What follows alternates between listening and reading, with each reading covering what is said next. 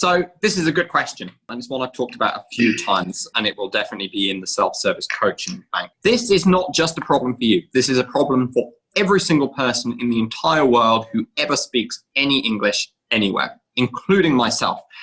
You know what, here in New York, I haven't got a fucking clue what people are talking about half the time. Like, some people, their accent is so strong and they're just talking at me and I'm just like, oh my God, what did you just say to me?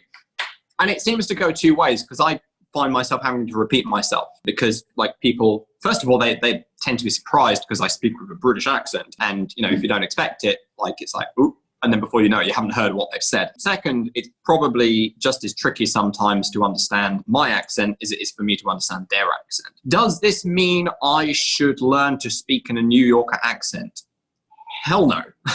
Never. No thank you. That is not something I would ever want to do.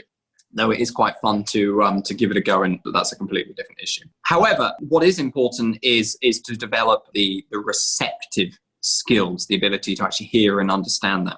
What this is really all about is understanding the differences between different groups, different cultures, different groups of people in the way that they speak. Because it's not just the accent that is different. People will use slightly different ways of speaking as well. The core of the language is the same. In fact, I think I wrote about this in my email this morning. The core of the language is pretty much the same regardless of where you go. It's the kind of the little bits that give it more life, color, like the slang, the casual stuff.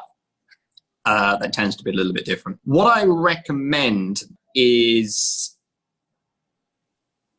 when you are like watching films or TV or YouTube videos, whatever it is that you do in your relaxed usage and exposure time, this is when you maybe want to be watching things in different accents. So if you're often working with British people and then sometimes American people, well, you maybe want to watch, you know, like TV shows from both, and just kind of try to acquaint yourself with those different kind of accents. In Extraordinary English Speakers, the way that I've tackled this for now, and it's something that I plan to do better in the future, is I do regular interviews with people from all around the world, and it's called the Extraordinary English Conversation series. So recently I interviewed a guy called Michael Tennant, who was actually the guy who owned the Airbnb I stayed in, kind of not the last one, but the previous one. And the reason I interviewed him is because when I talked to him on the phone, he had a very, very strong kind of New Yorker, quite a typical New York accent. So he came on and he just talked about his thing. He's doing some really interesting stuff, traveling, he runs his own business. And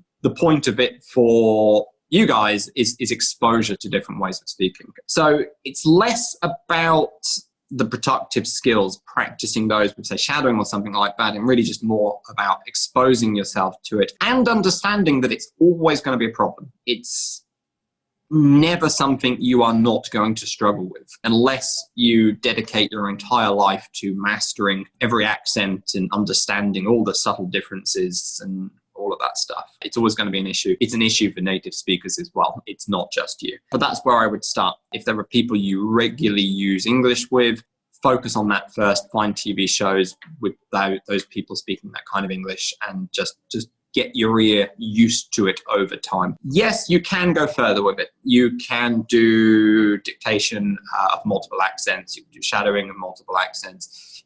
Is it necessary? I'd argue probably not. My advice is always pick a base. Pick something to really just be your base, and then the rest is just kind of exposure and acquainting yourself with it. Does that all make sense?